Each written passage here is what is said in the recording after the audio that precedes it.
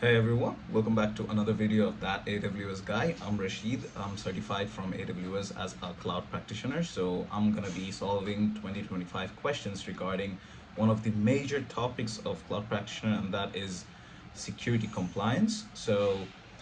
Before I read out the questions, I'm going to give you guys 2 to 3 seconds to understand the MCQs so that you guys can try to answer by yourself. And then I'm going to be explaining the MCQs by themselves.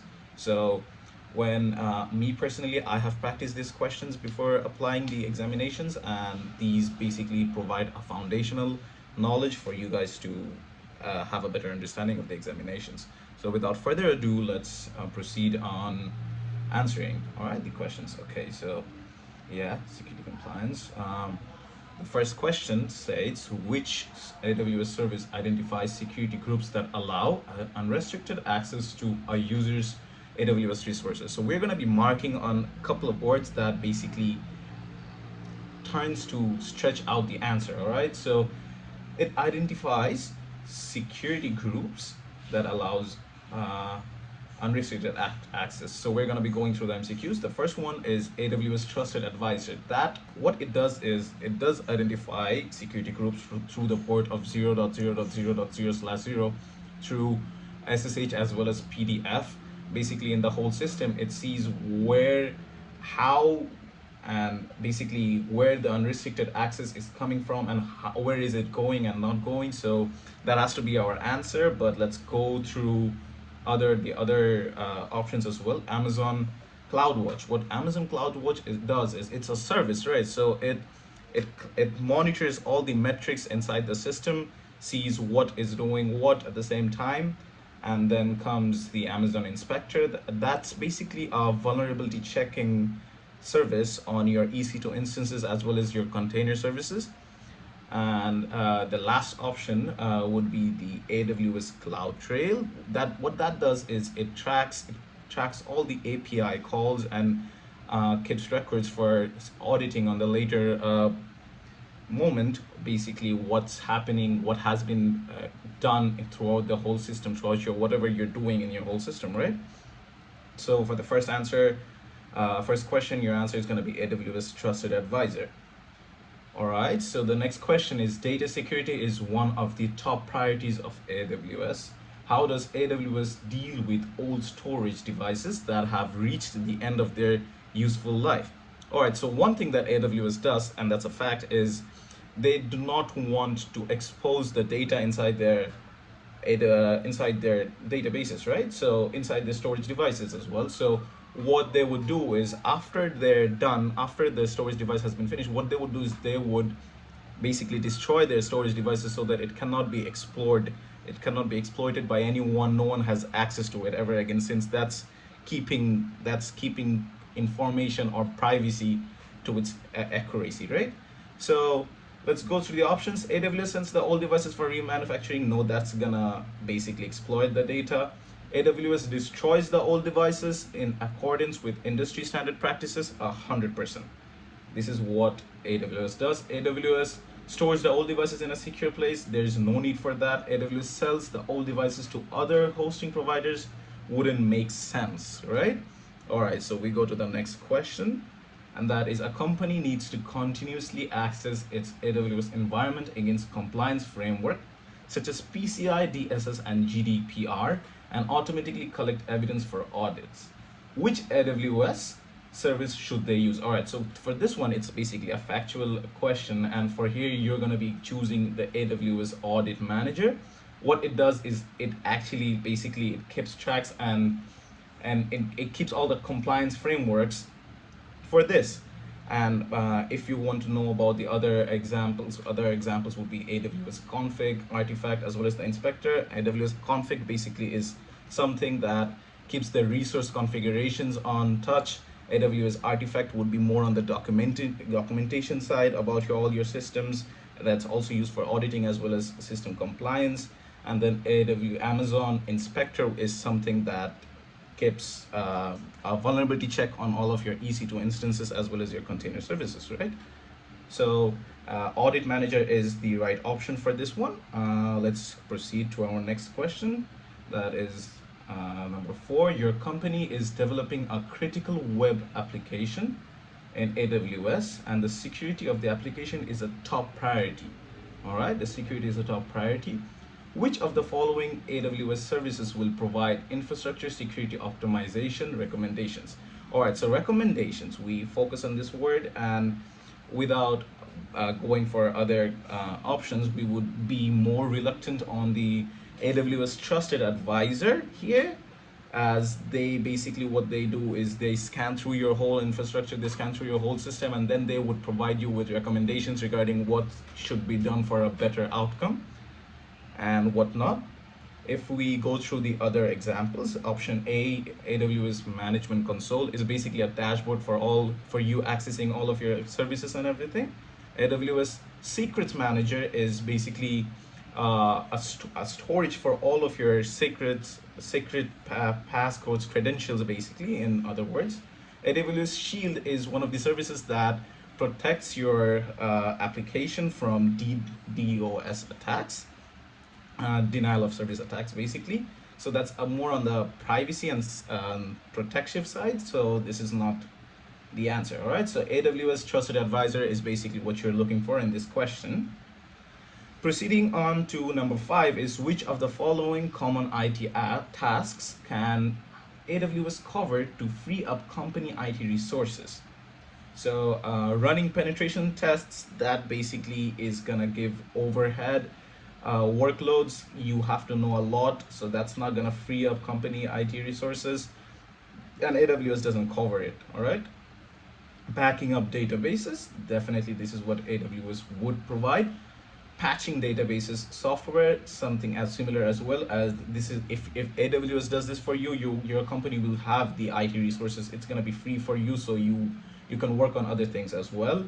Creating database schema, it's gonna need prior knowledge for you to do that, so that's not gonna help you in being free, basically. Testing application releases will also need prior knowledge for a company IT guy to know, so these wouldn't be the options here. Backing up databases, patching database software would be your answers. All right, okay, so what are the main differences between an IAM user and an IAM role in AWS? All right, so let's think of a scenario. All right, IAM user and IAM role. So there are two things, user and a role, right? So me, I'm Rashid. Let's just say I'm a company director, right? And then I have another guy, let's just say Musa. So this guy, he is maybe the database manager, right?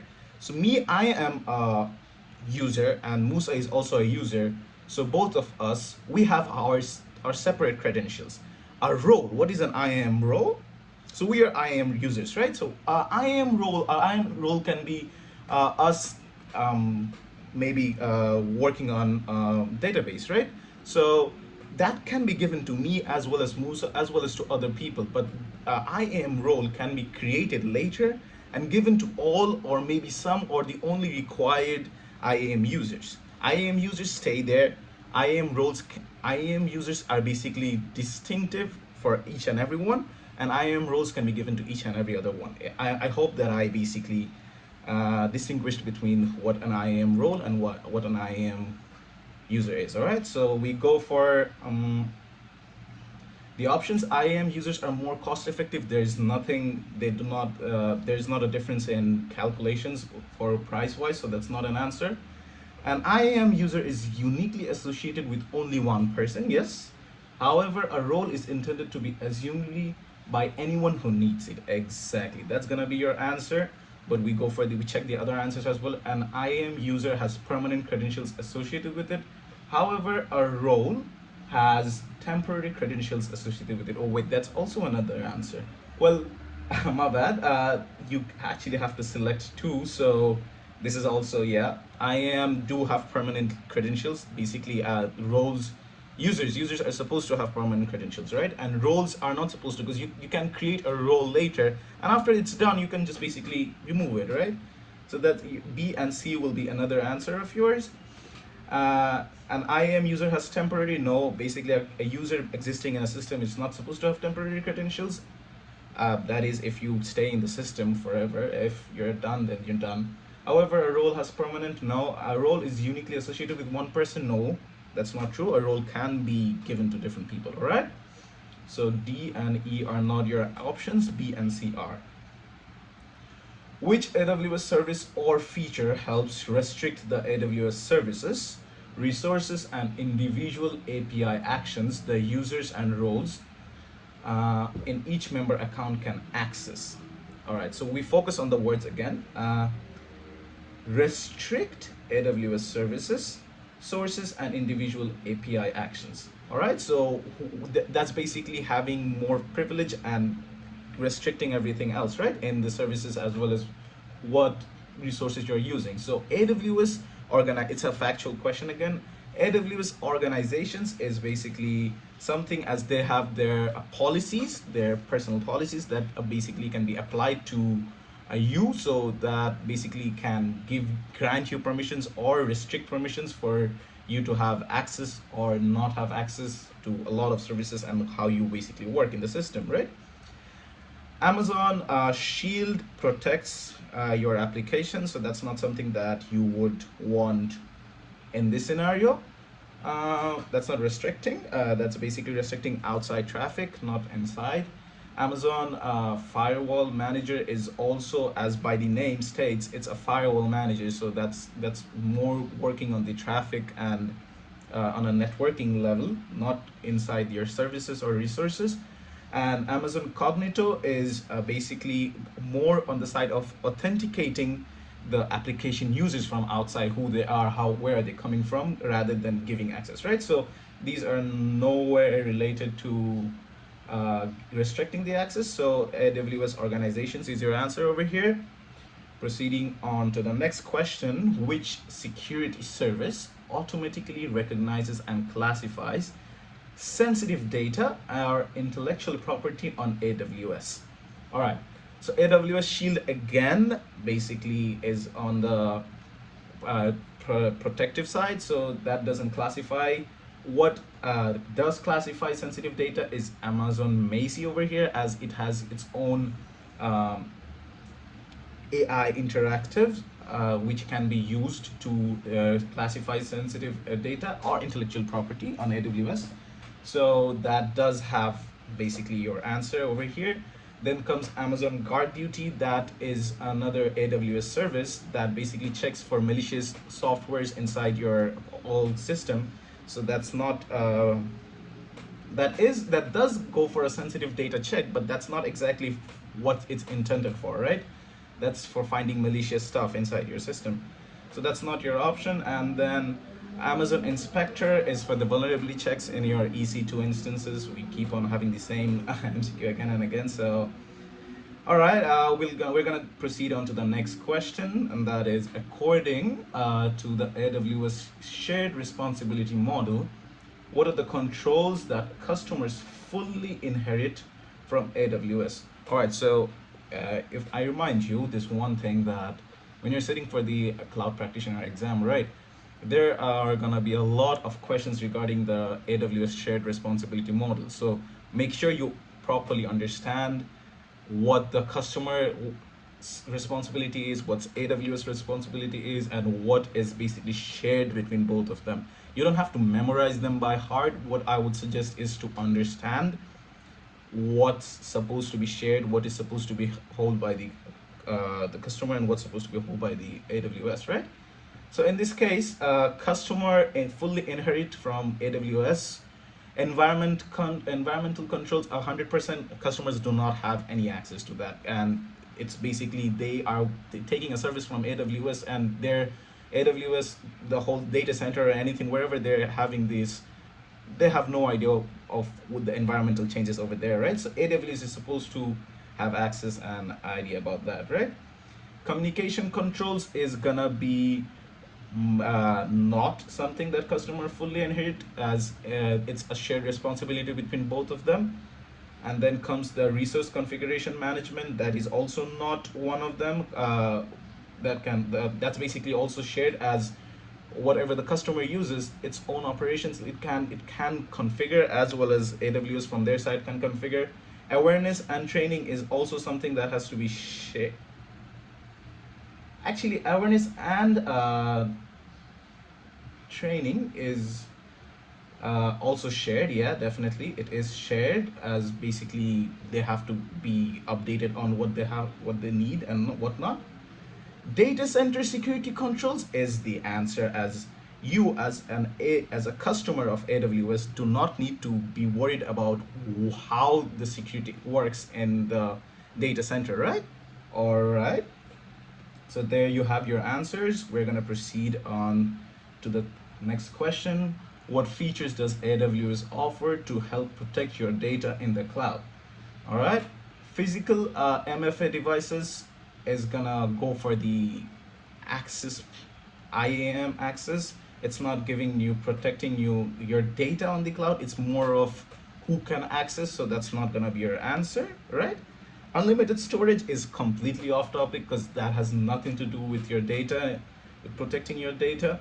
Access control definitely is something that you should be thinking about as an answer, as AWS, what it does is it has security groups and then a network ACLs and IAM policies that basically protects, right? Protects who or how can your, basically the data can be accessed, right?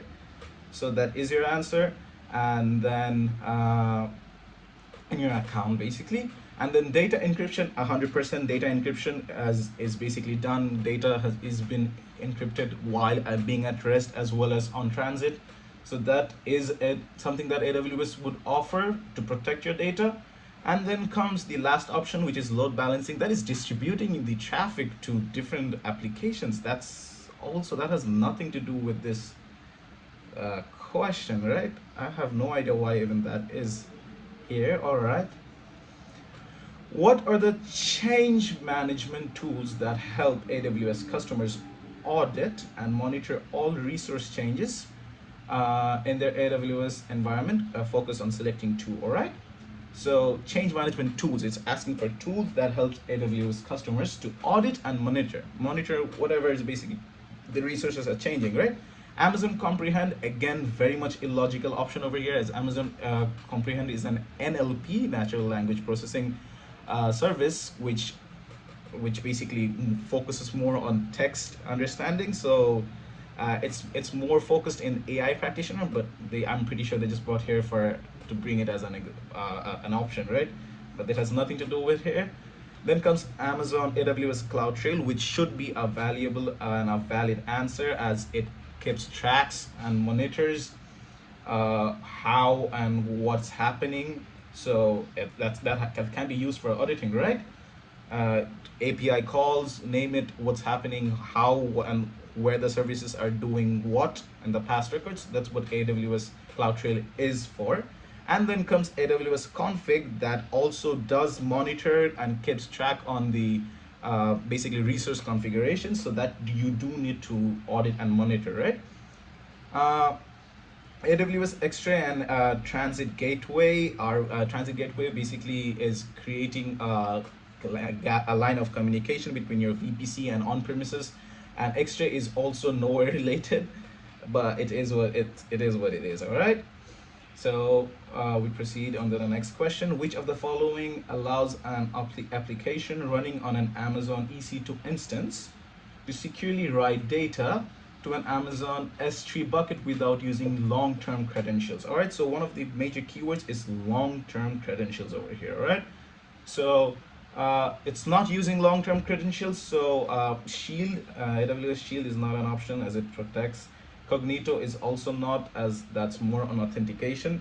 So you can be confused between user access key and IAM role. Well, IAM role is the answer over here, as I would say that it doesn't, it's IAM role doesn't have to be permanent. It stays for a certain time. However, you don't need to make it permanent, right?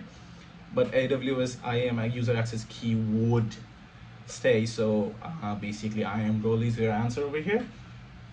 The 13th question would be, under the shared responsibility model, which of the following controls do customers fully inherit from AWS? Again, the environmental controls, it's basically the same question, but I guess with different MCQs, right? With different options. Environmental controls is something that us customers have no take in, so there is that. Then database controls that AWS is basically taking care of, but as well as customers, right? Awareness training 100% can be shared. Physical controls is something that we do not, as customers, have idea about, as that would basically be hold on into the AWS infrastructure, and we're not basically over there, right? So we have to fully inherit from AWS. And then comes patch management controls. Patch management controls is a shared responsibility as well, because AWS services can be patched by AWS, as well as how we want to use the services is basically depends on us, but it's mostly, yeah, done by them. So that's also not an option over here. Proceeding on to the next question. When running a workload in AWS, the customer is not responsible for what? Running penetration tests, data center operations, infrastructure security, auditing and regulatory compliance, reserving capacity. All right, so the customer is not responsible for what, right? So a customer can run penetration tests to have a better understanding about your security and everything inside AWS. So the customer can do that. Customer is not responsible for data center operations. That's basically inside the data center, the physical operations that has to be needed to done in order for your system to run. You're not supposed to be doing that. That's all basically automated over there, and mostly even if something has to be done, it's not your responsibility, it's the AWS, right? Infrastructure security is also something that we as customers do not need to do, as AWS is fully supposed to be doing that. All right. Okay, auditing and regulatory compliance, yes, we are responsible for that, for our own safety. Reserving capacity depends completely on us, how much we want to, how much we do not want. We can also go for auto-scaling groups, or we can basically increase, decrease how much capacity we want. So that is a responsibility for us, yeah, customers. According to the AWS acceptable use policy, which of the following statements is true regarding penetration testing of EC2 instances? All right, penetration testing is not allowed in AWS. It is allowed in AWS, so that's wrong. The AWS customers are only allowed to perform penetration testings on services managed by AWS. Penetration testing can be performed by the customer on their own instances without prior authorization from AWS. Penetration testing is performed automatically by AWS to determine vulnerabilities in your AWS infrastructure. Now, that is not something that AWS would do, but what we can do is without prior authorization, we can follow. There are certain AUP, basically compliance rules that you can follow in order to perform your own penetration testing. So it's C, all right? Okay, so we proceed on the next question. 16, which of the following identity and access management entities is associated with an access key ID and secret access key when using command line interface? All right, so it's one of those factual questions where you have to remember that it's basically IAM user that have basically the access key ID and secret access key in order to be using the command line interface, SDKs, as well as other programmatic interfaces. And if we go through the other options, IAM group is basically a lot of users together put in one group. IAM role is nowhere related to this, as it's basically giving a sort of job to a user. So yeah, IAM policy is a set of policies that a user has to be following. It's basically restrictions and what you can do and what you cannot do while being a user. So that has nothing to do with this as well. So yeah, we proceed on to the next question. Which actions represent best practices for using AWS IAM? All right, identity access management. Okay, so use access keys to log into the AWS Management Console. Share the security credentials among users of AWS accounts who are in the same region. That is so not true. You should never share your credentials. Avoid using IAM roles to delegate permissions. No, that's also something that not to be done. Rotate access keys on a regular basis. 100% you use that, you do that, as that's gonna basically keep in check with old passwords being leaked. Even if that happens, you still are rotating on a regular basis, so that's one of the best practices.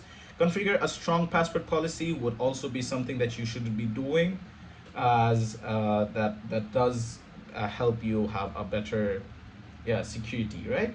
There are more things that you could do, enabling multi-factor authentication, then access keys, right? All right, we proceed on to the next question.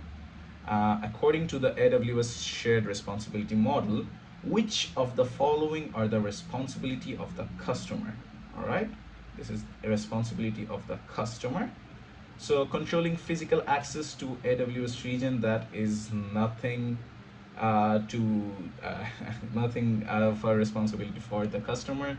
Ensuring that the underlying EC2 host is configured properly, that is basically something that AWS needs to do and not the customer. Patching applications installed on EC2, protecting the confidentiality of data in transit in Amazon S3, managing environmental events of AWS data centers. You as a customer are not supposed to uh, know or be taking care of the environmental events of the data center that you're basically taking from AWS. So that is something that AWS's responsibility should be.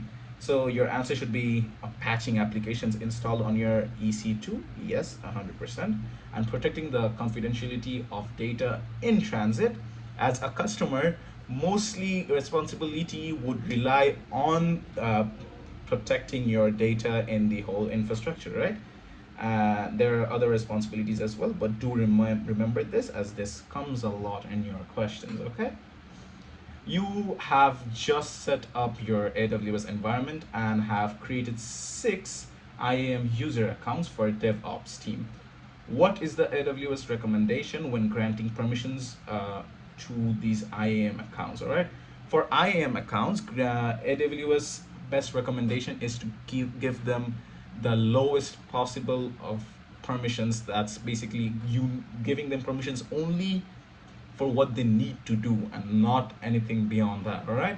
So for security purposes, you should not grant any permission to the DevOps team. No, that's not true. Attach a separate IAM policy for each individual account. That would make it very lengthy, and you don't need that, right? Create 6 different IAM passwords. Nah, alas, you don't need that.